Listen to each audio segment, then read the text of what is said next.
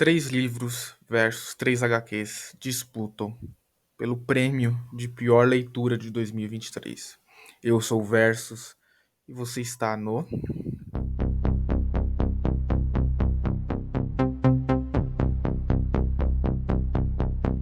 Tá no. Na sexta colocação, Os Passageiros do Amor. O nome autoindicativo é um romance em volume único, publicado pela editora Mitos. A qualidade gráfica é ótima, mas vamos lá. Os desenhos, eles são troféu de bronze, eles não tem nada de mais nem de menos, eles cumprem ao seu propósito. O roteiro também é bronze e os personagens é bronze, ou seja, tudo mediano. São vários contos, o que torna legal, são várias historinhas curtas e tem premissa. Todos esses romances acontecem no ponto de ônibus ou dentro do ônibus. A maioria tem entre 7 e 12 páginas. O primeiro conto tem 30 páginas e é o melhor conto. E talvez tenha sido proposital, mas ou não, mas todos os protagonistas, eles são introvertidos, tímidos, então fica muito num os personagens ficam alguns personagens ficam fantasiando se será que o outro sente o mesmo que eu? Fica querendo tomar coragem de expressar seus sentimentos, de chamar para sair.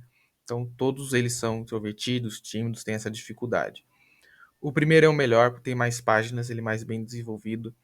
São dois trabalhadores em empresas diferentes que sempre se encontram no final do dia, de noite, no ponto de ônibus para voltar para casa. E tem um restaurante lá que casais pagam menos. Então eles decidem se fingir de um casal para poder comer bem e pagar pouco.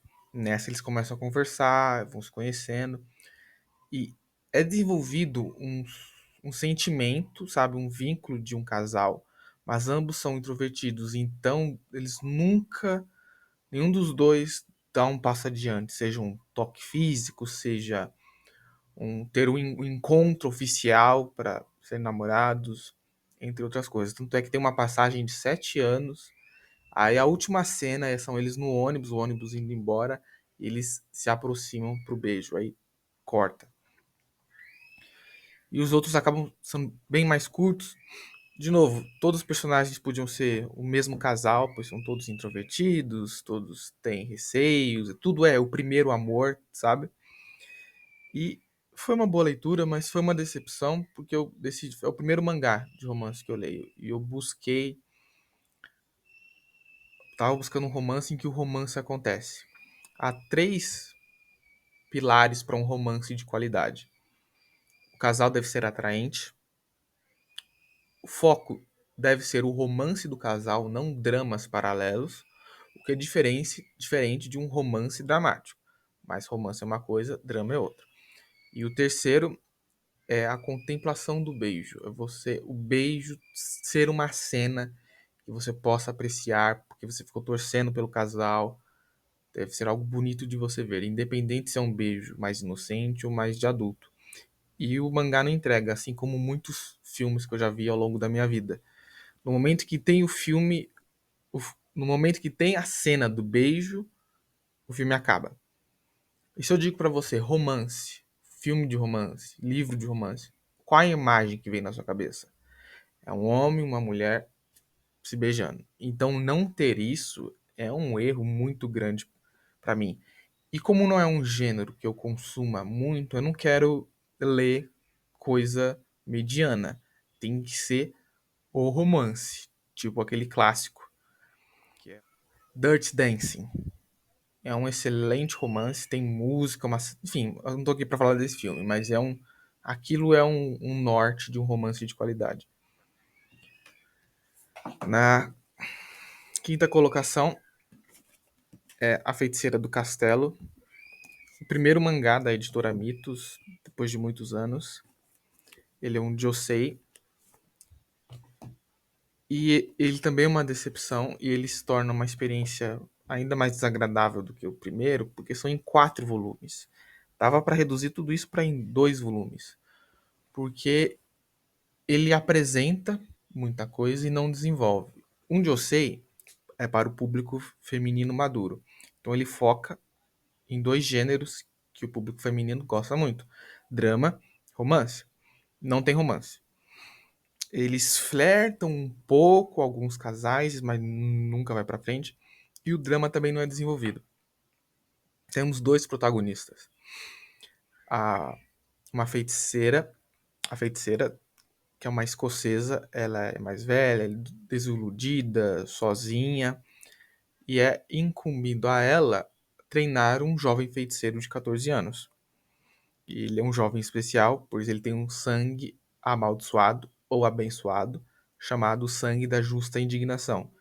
E por causa disso, ele é alvo de muitos feiticeiros poderosos, querendo usar aquele sangue a seu favor. E ele é um novato, ele não tem como se proteger sozinho. Todo a ambientação é na Europa, principalmente Escócia, França e Inglaterra. A Inglaterra é onde ela se encontra com uma ferreira de itens mágicos. A França tem uma escola em que ela decide colocar esse aluno, pois ela acha que vai ser melhor ele ter uma instrução mais profissional. E tecnicamente, o principal drama deveria ser a conexão de mentora e aluno, e é bem superficial também. As 2 melhores coisas da obra puxa para a fantasia, que é, sabe, construção de mundo. Como funciona o sistema de magia? Os feiticeiros fazem acordos com espíritos. Esses espíritos, que são almas, né? Eles têm poder. Então, o espírito entrega um poder para o feiticeiro, que ele pode canalizar para o que ele bem entender. Pode ser tanto para propósitos bélicos, quanto limpar uma casa ou cozinhar. Vai depender do que o feiticeiro quer fazer. Em troca, ele deve entregar algo precioso a pedido do espírito. Alguns pedem coisas monetárias, como um quadro ou joias, mas alguns pedem coisas preciosas no quesito emocional, como por exemplo, uma foto de família, a única foto que você tem da sua família, o último presente que você recebeu do seu pai, sabe? E isso não é desenvolvido. Eu acho que o garoto ele faz um feitiço para se proteger de um espírito maligno na história toda. E outra construção de mundo é que os Wiccas, que é a religião dos feiticeiros, mais a religião católica barra cristã, que é a igreja, eles trabalham em conjunto. Eles trabalham em conjunto. Nem a igreja aceita os feiticeiros aceitam a igreja, e eles trabalham em comunhão. A igreja, inclusive, é tipo um intermediador dentre as pessoas comuns e os feiticeiros. Tipo, se uma pessoa comum quer uma ajuda da magia para alguma coisa, eles falam com a igreja chama um feiticeiro para o feiticeiro prestar esse serviço. Algo muito legal. E não é trabalhado, só é apresentado. Por que é tão legal isso? Porque na nossa história teve um período das caças bruxas, né, em que a religião monoteísta tradicional caçou muitos ditos feiticeiros. Nem necessariamente precisavam ser feiticeiros, mas qualquer pessoa envolvida com a magia. Então, a história se passa no século XXI. Ter essa troca, sabe, entre a igreja e os feiticeiros é uma ideia muito boa e não é desenvolvida. Então, tipo, tanto esse quanto o anterior tem ideias legais e uma execução muito fraca, por isso que tá nessa lista. Na quarta posição, temos o primeiro livro, melhor, Boneca de Ossos, é um infanto juvenil. E, de novo, a premissa da história são 3 amigos. Um menino e uma menina. Uma das meninas encontra uma boneca que está possuída por um fantasma de uma mulher. E ela diz: me leve, ou seja, leve a boneca até o cemitério onde eu estou enterrada e queime os meus restos para eu poder descansar em paz, né? E passar para o próximo plano. Do contrário, eu vou ficar aqui te atormentando. Então ela pede ajuda aos amigos, que logicamente acreditam, porque são crianças, e no caso é real esse fantasma. Eles partem numa viagem escondidos do pai, junta dinheiro, alguns lanches e tal. E qual os dois dramas trabalhados nessa história? Eles são quase pré-adolescentes ali, na faixa etária, sabe, entre 10 e 12 anos, sempre brincam juntos com brinquedos, né, de imaginar tal. E o pai do garoto joga os brinquedos fora. Aí, a partir daí, ele fica com vergonha de contar para as amigas e decide mentir e dizer que brincar é coisa de criança, ele não quer mais saber disso, não vai mais brincar com elas. Elas ficam super chateadas, querendo continuar brincando com ele, mas ele não diz a verdade. Aí, em um momento, as duas meninas brigam. Aí, uma delas diz para outra: vou revelar o seu segredo para ele. Que uma das meninas tem um interesse amoroso no menino. Então, tem esses dois dramas que não se conclui. Ela revela o segredo, ele conta a verdade, o livro acaba, ou seja, eles queimam a boneca e não tem uma conclusão. Como é que fica o status quo dessas três crianças? Elas vão continuar sendo amigas? Elas vão deixar de ser amigas? O garoto vai perdoar o pai e vai ter um relacionamento bom com o pai? O menino e a menina vão namorar? Não tem nenhuma conclusão. Agora as crianças ficam assim. Então é um livro sem final. Apresenta dois dramas, mas não apresenta a conclusão para esses dramas. É algo bem leve, sabe? Tramas bem para faixa etária, mas é insatisfatório, sabe? Na terceira posição, ou seja, agora vai ficar mais apertado aqui o quão ruim é, vai ficar mais pesado. Este livro aqui, The Unfair Advantage, é um e-book em inglês, pois esse livro não chegou aqui no Brasil. E ele é um livro genérico de negócios, mas ele promete um tema muito bom. Ele se vende uma coisa e entrega a outra. E o que que é? O título é A Vantagem Injusta. A ideia é trabalhar as vantagens que você naturalmente tem e as desvantagens que você naturalmente tem. Não peça desculpas por vantagens que você tem dos outros e, e aceite as desvantagens que você não vai mudar. Tanto é que isso me lembra de uma máxima muito importante que eu vou falar no final do vídeo.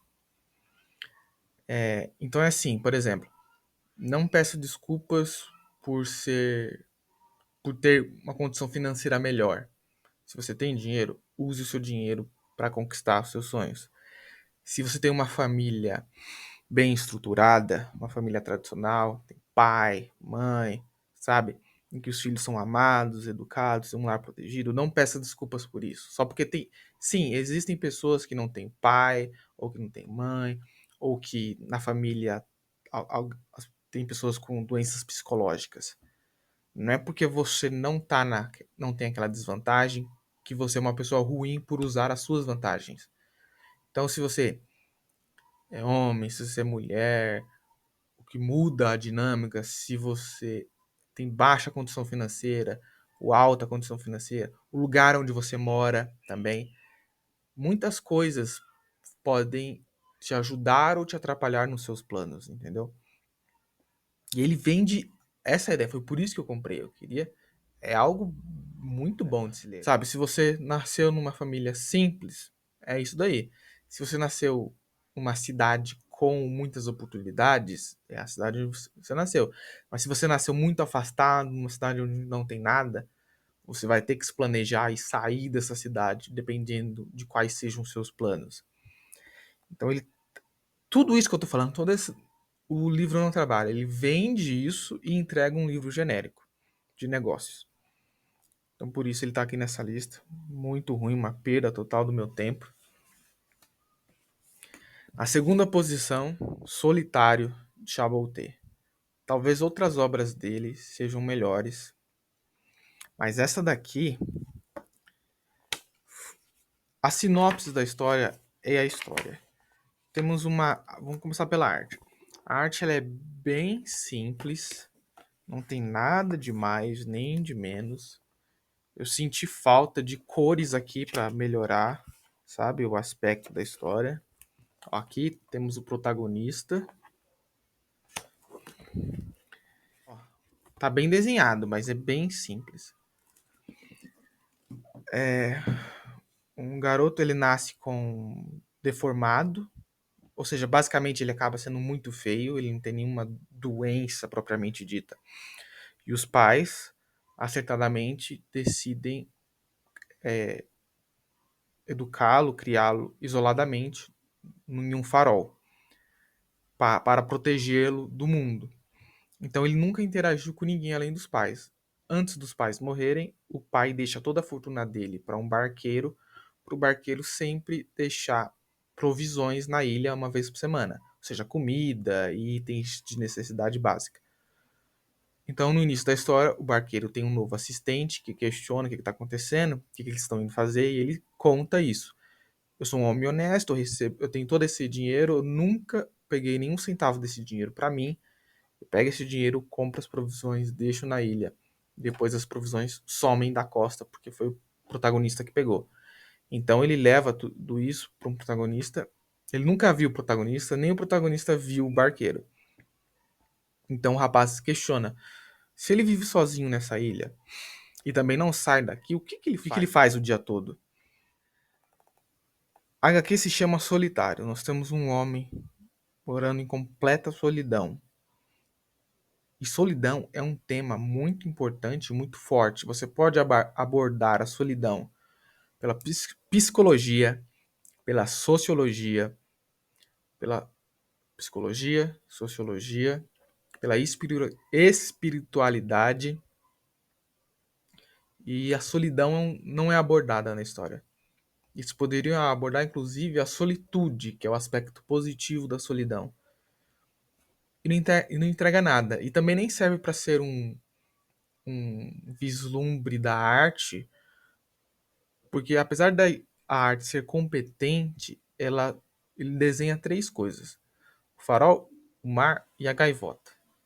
E é só isso que você tem para ver. É bem contemplativo, são várias páginas que não tem nada para você ver assim, porque a ideia é ficar construindo todo aquele cenário, mas não tem muita coisa para você ver. Então, tipo, rapidamente fica chato, fica repetitivo. E como nenhum tema relevante é desenvolvido, sai do nada, vai para lugar nenhum. Então foi muito, muito ruim. Foi bem rápido de ler, porque não tem muita coisa, não tem muito texto, nem de falas, nem de pensamento. Realmente foi uma decepção. E em primeiríssimo lugar, a pior coisa que eu li foi Herdeiros do Tempo, do Adrian Tchaikovsky. Deve ser russo o nome desse cara, né? O primeiro livro de ficção científica que eu li, e ele é uma chatice no nível de tortura, porque é como um documentário das aranhas sem nenhum dinamismo. Você literalmente fica acompanhando o livro todo a vida das aranhas. E você consegue enxergar um paralelo da sociedade das aranhas com a sociedade humana. Que você acompanha uma espécie de aranha, a sua ascensão, sabe, as suas colônias, a hierarquia sendo desenvolvida, como aquela sociedade funciona, o auge dela, em que essa sociedade de aranhas está muito bem, depois a queda dessa sociedade. E é assim que acontece com nós humanos. Muitas sociedades, independente do tempo ou do espaço, ela teve sua ascensão, seu auge, sua queda. Aí depois uma nova sociedade, ascensão, auge, queda. Mas tudo isso é feito de uma maneira bem arrastada, com muita coisa irrelevante, sem nenhum dinamismo. Aí entra o ponto, os personagens, não há nenhum personagem carismático, nenhum. Tem um núcleo humano em que eles saem do planeta Terra, porque mais uma vez o planeta Terra foi pro buraco. Eles já têm um planeta escolhido onde eles podem começar de novo, né, uma nova nação, uma nova sociedade humana. Aí eles brigam entre si, chega num planeta que já está dominado pelas aranhas, aí eles brigam, mas o núcleo humano também, muitos personagens, nenhum deles é carismático, nenhum deles você se importa. Personagens rasos, chatos, tudo que acontece com as aranhas é insuportável e é a maior parte do livro. São as aranhas. Então, foi o segundo livro da minha vida que eu me forcei a chegar no final. E só porque esse livro eu li em um clube de leitura. Porque sozinho eu teria largado. Então, porque é muito, muito ruim. Por isso que ele leva o prêmio de pior leitura. Para finalizar o vídeo, voltando ao livro The Unfair Advantage, ele se vende como uma ideia que é uma máxima que eu levo para minha vida e quero encerrar o vídeo com ela. Serenidade para aceitar o que você não pode mudar, coragem para mudar aquilo que você pode e sabedoria para distinguir os dois.